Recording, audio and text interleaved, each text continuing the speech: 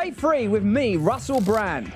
When it comes to the Qatar World Cup, and we talk about colonialism, imperialism, workers' rights, the value of human life, corruption, sports washing, all really important subjects. But the World Cup has, in a sense, lost its way some time ago. In 2018, it was held in Russia, and probably every country it's been held in since its inauguration has questions unanswered about its regime. What nation has a history unblemished? How do you build power? How do you create a centralized state without a degree of tyranny, oppression, control of a narrative, imprisonment of dissidents? And I think what's important right now is that the world appears to be moving in the direction of more centralized power. You have overt announcements from people like Macron about the dangers of a multipolar or even a bipolar world. We need a single global order. You want one solitary power. They explicitly and overtly say we want a global order where we have the ability to surveil a population. You could forgive the people of Qatar for saying, well, look, we got our own narrative, we got our own story, we got our own history. What is it in particular about Qatar exploitation of human rights? Because if you think, well, let's just take one issue, LGBTQ plus issues, well, where were our Western societies 50 years ago or 60 years ago? Can you not envisage a society 5, 10, 20, 30 years more advanced than us come in and discerning and purveying our cultures and saying, hey, what's the story with the inequality? What's the story with the homelessness? What I suppose this argument returns us to is a morality that is about what you are willing to sacrifice, what you are willing to change in yourself, not how long and hard you're willing to point at other people saying, why don't you change this? Why don't you change that? It has to ultimately be, I am going to practice these principles in my life. I am going to be fair. I am going to be just. I'm going to stand up for what I believe in, and I'm going to oppose the things that I oppose vociferously and steadfastly. Stopping it there, and welcome to Mika Reaction Reviews. We're reacting to things on the internet, and today we are reacting to Russell Brand on his podcast that he does on Rumble, but he's also putting clips here on YouTube, and they're talking about the controversy around the whole World Cup and FIFA and playing in Qatar. I didn't know much about it until like a couple of weeks ago. Like one of my friends know I do this YouTube channel, and he was asking me if I was going to speak about this, and I was like, I don't know what's going on. And then the closer I got to the game, the more I've heard about it. So apparently there's a few different things. There's, I guess they use basically like slave labor to build this multi-billion-dollar stadium that they're just gonna rip down when it's done anyway. I mean, the stadium does look nice, but however, I believe that they got workers from like India or maybe Bangladesh. From what I heard, I didn't do a deep dive investigation into this, but from what I heard, they took their passports and would not give them back to them until they were done with their work. And then when they were done with their work, they gave them passports and their salary. Apparently, they also had to work in extreme temperatures. It's Qatar, it's in the middle of the desert, and this is when it was summer, and a lot of people died from heat exhaustion or heat stroke or just being ill, and basically worked their workers to death. The other controversy is, besides banning alcohol, even though one of their sponsorships, I believe, is Budweiser, they also banned anybody who belongs to the LGBTQ plus community or any promotion of that community. Like the German team who tried to wear the One Love rainbow armbands and was told by the FIFA if they did so, they would get a yellow card, basically giving them a penalty right off the bat before they even played the game. And then I also heard that they will be like banned for a couple of games or something like that. But anywho, that's the current controversy. I was intrigued and kind of surprised by Russell Brand's initial response, but I also agree with him. Basically saying, who are we to point fingers at someone else just because they haven't, I don't know, progressively caught up with us fast enough? Because it's true, only like a decade ago or so, gay marriage was still outlawed and banned, and only, a couple of generations ago, being gay itself wasn't socially acceptable. A man and a man, or a woman and a woman couldn't walk down the street together. Trans rights just wasn't a thing, and people didn't even believe, or sometimes still don't believe, that transgenderism is actually a thing. I do believe that, but I just don't think that children should transition, because cutting off your body parts and stunting your mental development doesn't sound that smart.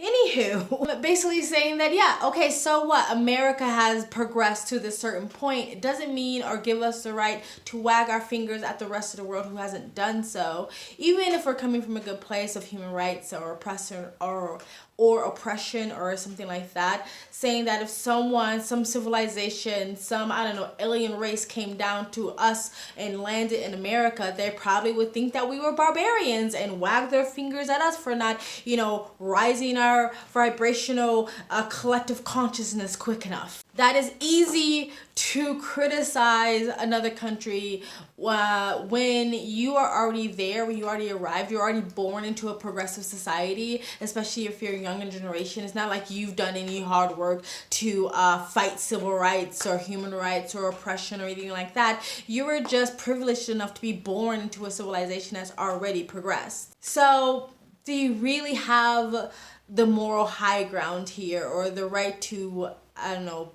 be self-righteous and point fingers at others? I'm saying that, point to any civilization that doesn't have a history of bloodshed. Point to any civilization that doesn't have a history of human rights issues or oppression of their own citizens. Now, the Qatar World Cup announced itself on the global stage with what I would call a peculiar festival. Opening ceremonies, Gal, can be strange anyway, can't they? Surely we're over the opening ceremony now, aren't we? I mean, once you've seen them you've seen them all. Yeah, well, I would have said so. Well, maybe not this one. But this has got some off-key components. Yeah. It's Morgan. If you've seen it by now, let us know in the chat. But it's Morgan Freeman striding through a desertscape with crouched figures, with a fella who has an upper body only, having a chat with him, telling him that everyone's welcome in the Bedouin tent. Let's have a little look and see what it evokes in you. This is all so new. All that I have known before was a land that seemed to be in turmoil, with families who have forgotten, and I stopped hearing the unrest. Come on over. What is happening? I mean, it's very abstract, isn't it? Morgan Freeman is in the desert and he's in a state of real inquiry. I have known only turmoil. I'm wearing a golf club, I think, because of an accident. I've got a lot of questions and inquiries. The World Cup now, like even the most ardent football fans have to sort of clench and accept that it's a compromise. Me and Gareth used to do a lovely little football podcast, Football is Nice, which by God should return. We're both very devoted football fans in a sort of kind of casual way. But it's pretty clear that the World Cup is primarily a commercial enterprise. If it wasn't, you'd say, let's not have anyone sponsor this World Cup whose products are adversarial to health. Yeah, so, to playing football. Yeah, you're not. How good will you be at football if you drink loads and loads of Coca-Cola and eat loads of McDonald's? Well, probably not very good. Well, let's cancel their sponsorship right away. So, in a sense, there is only morality where the morality doesn't cost you. That's what I'm starting to believe. It's only morality where it can be practiced through just saying stuff rather than doing stuff. So, and I suppose that's a sort of another way of describing virtue signalling. Now, I'm not an anti-woke person. I think the values of wokeness, like tolerance of people's individual identity, the rights for people from all backgrounds, classes, cultures, creeds, races to express themselves free. I agree with all of those ideas. What we're querying here is the utilisation of those principles for ultimately for commercial outcomes and to create cultural division. So when I look at dear old Morgan Freeman wandering through this sort of peculiar desert, which is actually the centre of a stadium built by migrant labour, and I've not seen the death toll. Is there a death toll? I think there is pretty high. It's a death toll. There's a death toll. But then, I don't know how many people have died in accidents in the last couple of hundred years building sites of commerce. How many US service people go to war and die in the name of what? Lies? Yeah, well, you could answer that question for yourself. What was the last Iraq war for? What was the Afghanistan war for? Any war, could it be argued, is ultimately the pursuit of commercial interests abroad? And I don't think the UK is cleansed of that. It's just a sort of a century earlier that we were conquering India on behalf of the East India Tea Company and various African nations, also on behalf of commercial and corporate interests. I also like that he pointed out the fact that a lot of these athletes just virtual signal. And I was actually just talking about this with my friend just today about, again, the team who wanted to wear the rainbow One Love armband, or other teams who might have said that they stand or stick for the rights of the LGBTQ plus community. But as soon as their careers were threatened, it was like, ooh, Actually, never mind. Because it's really easy to hashtag, trans lives matter and hashtag Black lives matter when you don't really have to do anything about it, but just lip service. Just give lip service and wear, pink pussy hats and stuff like that. When you don't actually have to do anything and you don't actually have to sacrifice anything, but you still call yourself an activist. It's really easy to do that when you don't have to give up anything.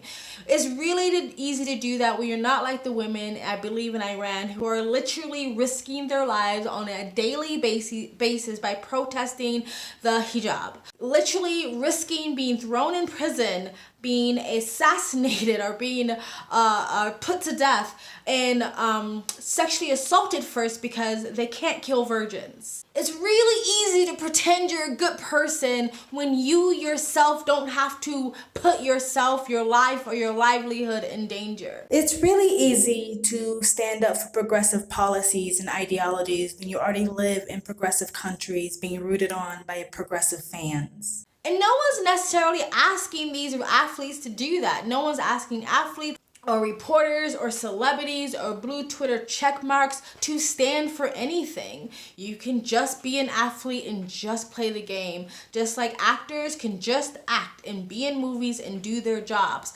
But when you sit there and try to pretend that you are this self-righteous, virtuous person and you stand for what you believe in, but again, as soon as you have to sacrifice something, all of a sudden that thing you believed in isn't as important to you anymore, then it makes me look at you as those aren't actually your values or your principles. You just wanted to fool the rest of us to thinking that you were a good person. And maybe you are a good person, but you're also a coward. I like the stance that Russell Brand was making, kind of similar to Dr. Jordan Peterson of clean your own room. Like, yes, it's fine to stick up for human rights. It's fine to stick up for those who are oppressed, but make sure you're actually doing the work yourself. Make sure your personal life is clean. Make sure all the virtuous and all the righteousness that you speak, that you actually live that way. That you're not just doing it for brownie points. I personally feel awful for those who were abused, in making the stadium. And I feel for those who live in these cultures who can't be themselves, especially if they belong to the LGBTQ plus community. It's horrible, it's sad, but we go back to that question, are we the world's police? And in some ways, I do think that we living in a free country should use that freedom to voice our opinions about human rights issues. But I do think that we do that by our dollars or by not, or visiting these countries. Like, if you want FIFA to feel what you feel, if you want FIFA to realize that maybe sending the World Cup to Qatar wasn't the best thing, then don't watch the game. Don't give it your eyeballs. Don't give it your attention. Don't give it your dollars. It's the same thing with big brands or companies or places like Disney or Apple or Amazon. If you really want them to feel the pain, then you just don't support them financially or with your energy or your eyeballs or your attention or anything like that. If you really feel like Qatar has done something wrong, then don't visit the country and don't add to the economy as a tourist. But I do think there's a line that we can't cross. We can't force other people to live the way we want them to live, like, I don't know, by military force or something like that. It just seems so seldom, Gareth, that people are actually, I really believe in this. This is what I actually care about. Ultimately, it's just a set of conflicting commercial interests, just attempts to gain power and create commercial opportunity. So I'll read you this by Nesreen Malik, this paragraph. Qatar only managed to manoeuvre itself into this prime position by soliciting the support of powerful states that have fast-tracked its passage into polite society. It is armed to the teeth by the UK, Europe and the US, and is a joint venture in monumental, lucrative financial and real estate transactions on European soil. Can I ask you, before you go any further, about, in particular, arms transactions? I feel like the UK has sold billions of arms to Qatar, and I can't imagine that the US would allow any market to remain dormant for too long. Yeah, the UK sold £3.4 billion of weapons to Qatar recently. recently. I know Trump sold 12 billion to Qatar, and it's an ongoing thing. And you can not just take Qatar, you can say Saudi Arabia. There's the same situation there with the United States. These supposed repressive regimes that we're all so critical of, well, that doesn't make much difference when it comes to arms sales. In a sense, you have to, in some way or another, extract the event from that kind of morality or accept its true complexity. It's almost impossible to think England won 6-2 earlier today against Iran. Like that. How can you enjoy that if you're thinking about the true complexity? But also, you have to incorporate how we got there, our own involvement, to think that this is Qatar, particularly, uniquely and solely Qatar. We're over here. We're fantastic. So obviously it's not about saying, oh, the things that have gone on in Qatar are fine because we've done awful things as well. But it is about who gets to control the narrative. I think I'll hand it over to Morgan Freeman, who seems to have worked it all out in his usual fashion. Morgan Freeman, who is sort of like the West's de facto voice of God, isn't he? He's been the voice of God several times, and here he is doing that once again. Stopping it there, and before we get to the whole Morgan Freeman act, so the plot thickens with the whole weapons exchange, the whole weapons industry. I heard that there was some dirty dealings, some handing over some money under the table, and that's how the World Cup ended up in Qatar in the first place. But again, the US is definitely not innocent without blood on our hands when it comes to weapons deals. But it's the whole thing again. I know that a lot of people, and I've had, again, this conversation earlier with a friend about people just want sports to be sports. Sports was supposed to be an event that brought us together no matter what your religion, age, race, creed was, whatever you believed in. It was supposed to be a unifying event that brought us together. But now it seems like a lot of social justice warriors or whatever grifted and tried to use their platform as a athlete to promote whatever political, cultural ideology that they have at the time, but more or less just virtue signaling and not really having those values deep enough and rooted enough to sacrifice something big for themselves, like, I don't know, a paycheck or playing in the World Cup. However, I don't know, like, it's a fair argument to say, like, if someone participates in something, like let's say someone listens to R. Kelly, are they now supporting his pedo behavior because they're listening to his music? And I am critical of people partaking in certain things where you know has a direct root in something really nefarious. But can you really blame, the hundreds of thousands of millions of sports and footy fans who just want to enjoy the game without, having to think about the bloodshed and the human oppression that's going along with enjoying this event, with having the privilege to be able to watch it without having any negative ties to it? I'm pretty sure the families of the workers who died building the stadium, what it must feel like for them to see so many people cheering for a game that's playing in a building that took their family members' lives. But like Russell Brand said, where no one's innocent of human tragedy when it comes to the development of a country. But again, it doesn't mean we shouldn't criticize it. I think it's a fair argument, and I see both sides of the coin. But anyway, let's continue. We sent out the call because everyone is welcome. This is an invitation to the whole world. I remember even after hearing the call, and instead of seeing another way, we dismissed it and demanded our own. I suppose people will be cynical about the deployment of the gentleman there with the, I guess, how would you call it, with sort of like without legs or whatever. Like they could say, oh, no, they've just exploitatively put them there because they know that Qatar are being criticised for many of their sort of social policies. But there's a point, isn't there, where you have to query the right of a country to have their own ideology? Are we saying that Islam, and I know some people vocally do say that Islam shouldn't be used as a principle for governance. It should be like a private religion, that you should have advanced private religions rather than, like part of Islam's appeal and essence is that it's an organisational principle for government and for social and personal and religious life. It doesn't see those things as distinct. And secularism is a very particular and obviously modern argument, the idea that you should separate religious life from the life of governance. But also that comes with bloody problems because you don't find, how's secularism going in Western nations? Are you finding that there was another another ideology that stepped into that vacuum to do with, oh, wow. There is only one ideology. We don't care ultimately, really. Like, Yeah. Since it won the right to host the World Cup, it's been granted billions of pounds in weapons sales licences,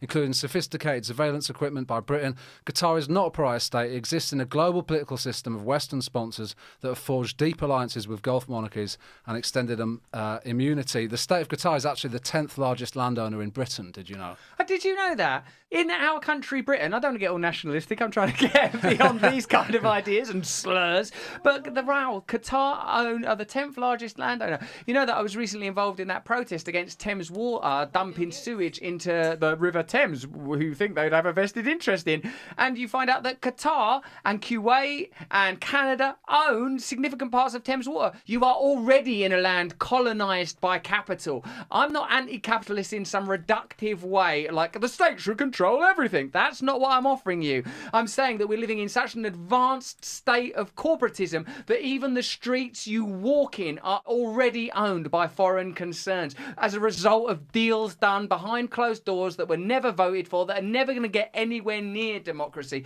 Of course, that's why the limited areas that you are allowed to discuss as part of democracy, hot button topics like arms, abortion, civil rights issues, which are not unimportant issues, but compared to where real power lies, they are, if not secondary, they could be regarded as distractions. Certainly, the truly powerful are happy for us to kill each other over those ideas while they get on owning everything. Yeah, there's only one set of arms that you're allowed to debate, actually. It's those right to bear. It's not the ones that we sell to Saudi Arabia. What about Saudi Arabia's arms? What about the submerged narratives that we could mention on Rumble? Watch entire episodes on demand for free at rumble.com/Russell Brand.